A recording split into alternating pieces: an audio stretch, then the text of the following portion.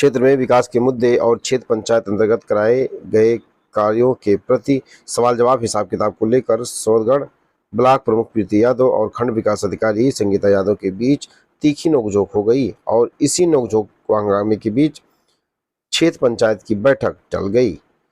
इसी बैठक में प्रतिनिधि प्रशासक को खंड विकास अधिकारी ने अवैध बताया था, जबकि अधिकांश गांव में प्रतिनिधि ही चला रहे हैं प्रधानी। ऐसे में प्रतिनिधि प्रशासक को रोकने में किस हद तक सफल होंगी सोनगढ़ वीडियो संगीता यादव, सबसे बड़ा सवाल है।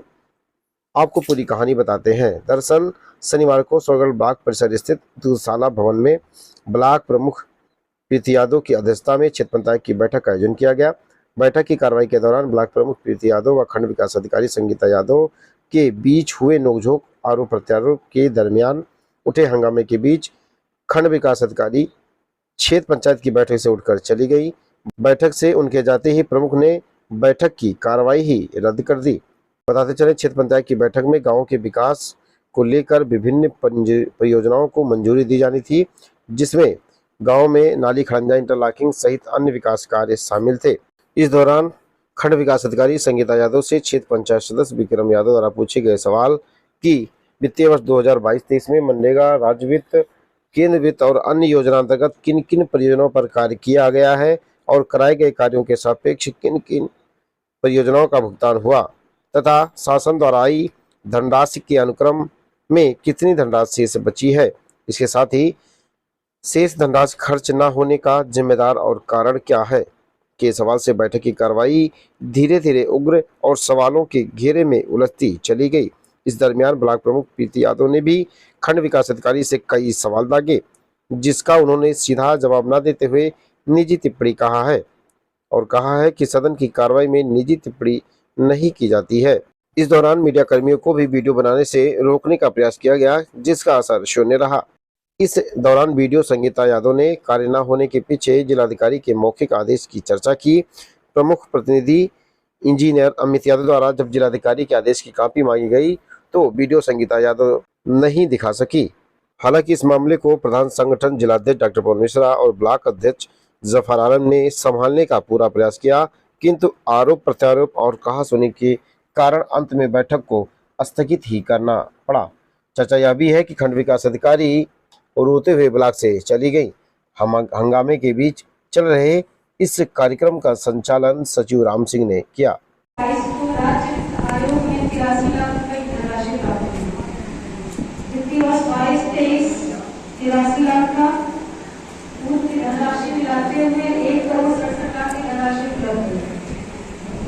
केंद्रीय वित्त आयोग ने 1 अप्रैल 2022 को 86.95 लाख की धनराशि प्राप्त हुई। 22-23 में प्राप्त 90 लाख, कुल धनराशि 1,77 लाख। राज्य वित्त में कुल 28 लाख की धनराशि व्यय की गई है, लगभग 29 लाख। केंद्र वित्त आयोग में लगभग 77 लाख। इस प्रकार राज्य वित्त में आवश्यक धनराशि 1 करोड़ 38 लाख है, केंद्र वित्त आयोग में 1 करोड़ है। इतने भारी मात्रा में शासन का धन रुका हुआ है, तो दिए गए प्रस्ताव के कार्य न होने का क्या कारण है? इस वर्ष जिलाधिकारी महोदय का निर्देश प्राप्त हुआ था दिसंबर में कि सभी कार्य अब केंद्र टेंडर प्रणाली से किए जाए। इस संदर्भ में माननीय प्रमुख महोदय से चर्चा भी किया गया था, किंतु उनकी सहमति न मिलने के कारण से सभी कार्य जितने कार्य कराए गए सबका भुगतान हो गया। हाँ, मेरे कार्य प्रभारी और जेई द्वारा जितने कार्य करा के प्रस्तावित है सबका भुगतान कर देगा। इसमें एक आरोप युवा वाटर है, जो टेक्निकल कारण की वजह से वो पेमेंट नहीं हो रहा है, क्योंकि टाइट ग्रांट में पैसा इसी उसका पेमेंट पहला तो ये कि जिलाधिकारी होने का ऐसा कोई आदेश प्राप्त नहीं हुआ है कि एक बार टेंडर से होगा। यदि ऐसा कोई आदेश हो माननीय मौजूद 1984 के तहत कार्य कराने का माध्यम चयन करने का अधिकार खंड विकास अधिकारी है। मैं उस कार्य का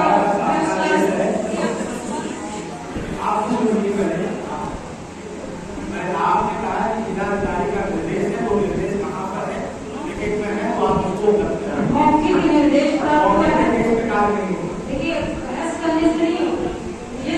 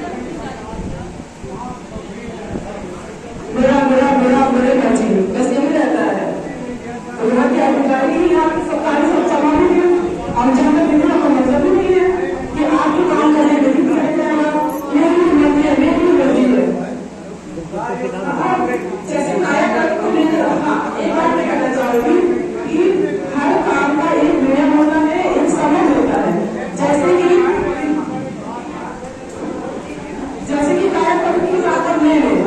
इसमें हमें जो बात करनी है, कार्य करने हैं, वो सब काम ना होगा, वो सब काम जाने से बात है, अवकाश नहीं होगा ना, लेकिन उसमें हमारी मर्जी नहीं है, हम नहीं करने देंगे। जब बच्चे आ जाएंगे, पढ़ रहेंगे, पेमेंट मिलेगा, तब हम काम करने की शुरू करेंगे। दूसरी बात, अभी आप सभी को पता है कि हमारे खाली आपने 2 फसलें काट चुकी है, वहाँ पे पानी की आपूर्ति नहीं हो पा रही, उसमें नाली बनता है, अभी तो नहीं है, जब हमारी फसल तुलसी रहेगा वो भी बनेगा, लेकिन उसकी स्वीकृति हमें अभी नहीं मिली है, तो मर्जी को बात नहीं चलेगा ना। ये सभी की हमारी है, लेकिन कितना भी ध्यान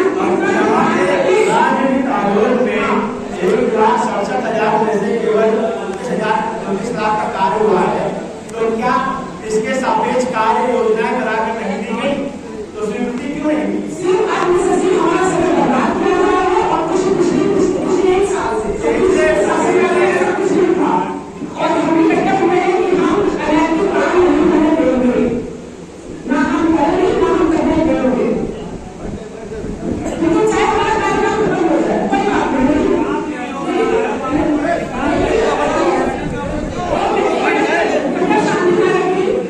और सबसे ज्यादा शर्म की बात तो तब आती है कि जो हमारे यहाँ के 80 लाख 80,000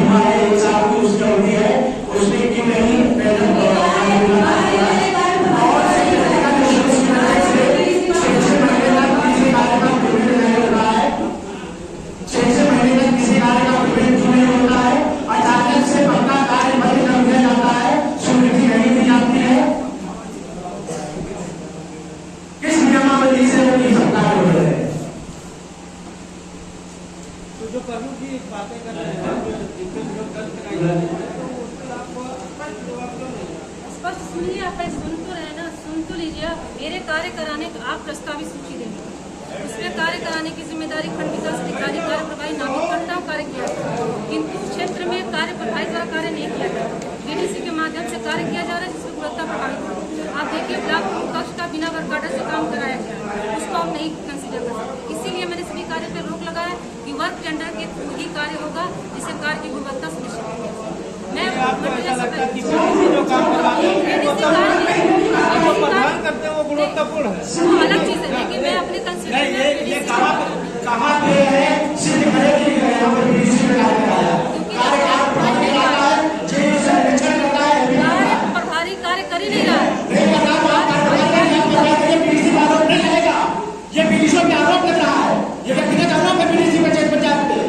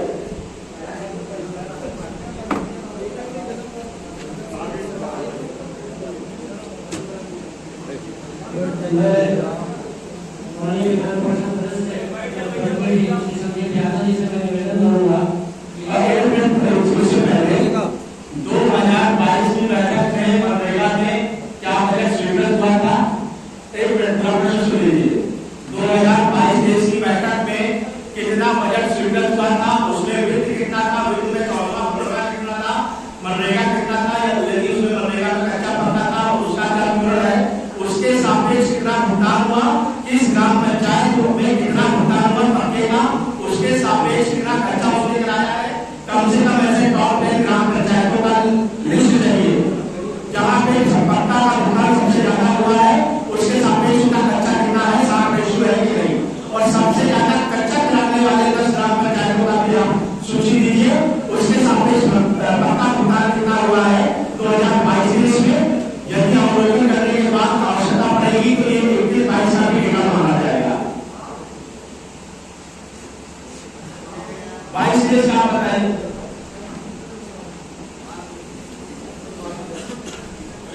हम लोगों को भी कुछ अवसर मिलेगा, तो कब मिलेगा?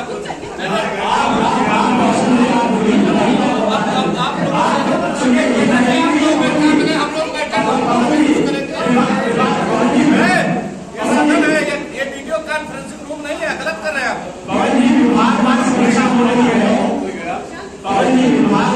ये वीडियो बनाना ये बर्तन लीजिएगा, सदन में कार्रवाई में ये सब नहीं होता है, ये सब काम ना करो बाबू।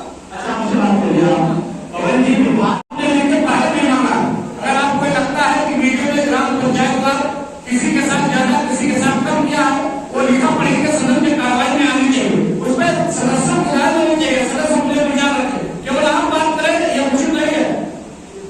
आपने हमें शपथ ली है नाम रखा था, माने जब काम हो रहा है अरे 5 मिनट बोलने दीजिए पहले बात नहीं 5 मिनट आप ही को बोल रहे हैं पूरा समय दीजिए जाओ मत लो। हेलो अरे बोलने दीजिए भाई। सदन इस तरह नहीं चलेगा, सदन में सदस्य प्रधान नहीं है, ये नहीं तो वीडियो को डालकर करके तो बस उसी पर मुद्दा चला जाए। काम की बात सदन में होनी चाहिए, जो प्रबंध आपको चाहिए लिखा पढ़ने दीजिए, हम लोग देंगे अपने काम का हिसाब आपको, अगर आपको हिसाब चाहिए तो प्रधान हिसाब देने के लिए तैयार है। खत्म नहीं हो रहा है।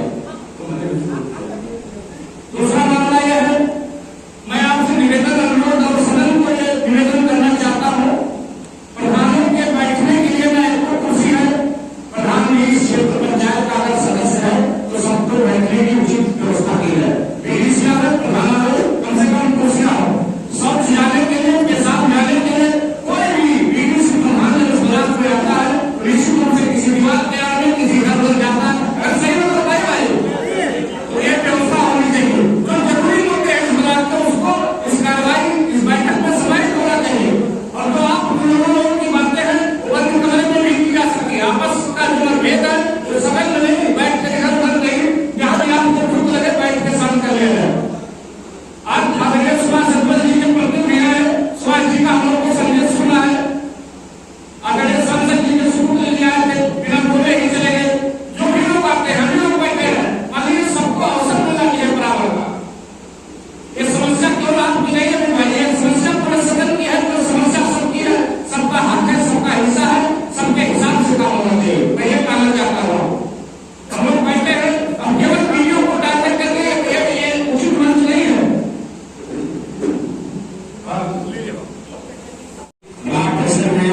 आयोजित क्षेत्र पंचायत की बैठक में मुख्य अतिथि में लोकप्रिय सांसद आदरणीय काल के सुपुत्र एवं मंत्री के रूप में मौजूद आदरणीय अभिषेक लाल जी एवं युवा लोकप्रिय एजेंसी सुभाष चंद्र जी के प्रतिनिधि के रूप में आए हुए सम्मान पत्र महोदय एवं मधुसभा सांसद इस सदन का मैं ऐसा भाग्यशाली व्यक्ति हूँ जो लगातार 4 बार अपने गांव से चुनाव जीत कर आया, ये मेरा 4था कार्यकाल है। और आज की बैठक में जितना समय सभी लोगों ने दिया एक काबिल तारीफ है, काफी समय से हम सभी लोग बैठे हैं। कई मामले हम लोगों ने देखा, सभी चुने हुए जनप्रतिनिधि है, बीडीसी भाई हो, प्रधान जी हो, प्रधान संघ का जिला अध्यक्ष होने के नाते, प्रधान होने के नाते इतनी पीड़ा तो मैं समझ नहीं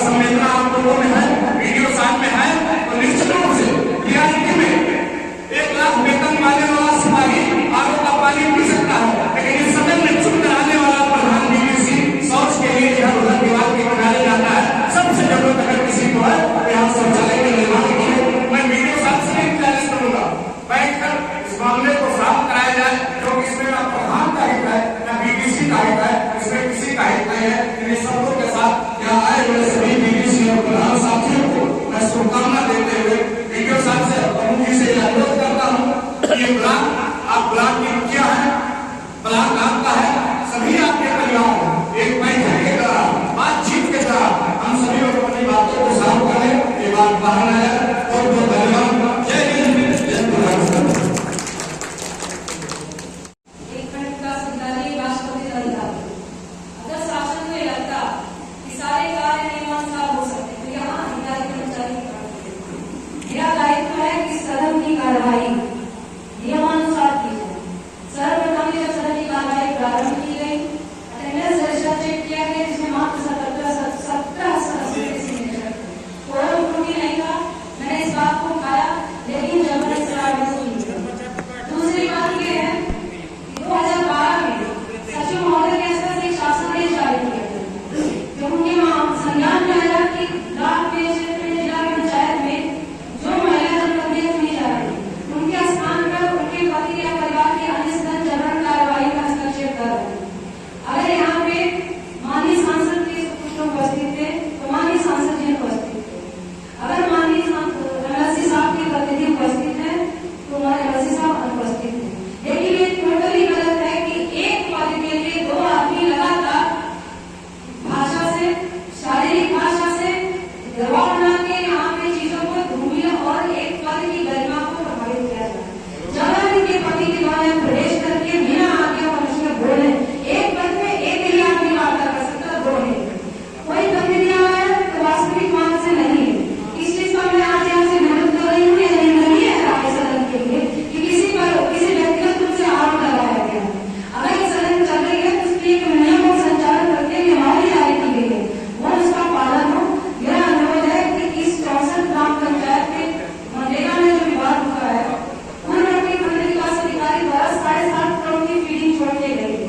वो 7.5 करोड़ में से 6 करोड़ का भुगतान मैंने किया है, वो उसकी स्वीकृति न मैंने की है, ना तो कार्य मैंने कराया है, ना तो उसका एफपीओ जनरेट करा है। अगर पेमेंट करना गलत हो गया है तो आइंदा से जो पेमेंट बैलेंस बचा उसका नहीं किया जाएगा। मेरे तरफ किसी भी कार्य के विपरीत जाकर या फिर धनवाही के लिए कार्य नहीं किया जाए। इसका मैं पुरजोर विरोध करती हूँ जो व्यक्तिगत आरोप लगाए गए हैं और ये सदन की गरिमा के खिलाफ नहीं रहा। साफ साफ उसमें लिखा गया किसी व्यक्ति के खिलाफ आरोप नहीं लगाया जा सकता। अगर कोई और बहुत प्रस्ताव है, कोई बहुत बड़ी समस्या है तो 8 दिन पहले आप उनको सारी सूचनाएं दीजिए, अपनी शिकायत दीजिए। मैं एक चीज का आपको लिखित रूप में या फिर मौखिक रूप में जवाब देने के बाद, लेकिन तत्काल आप किसी के हावी नहीं हो सकते।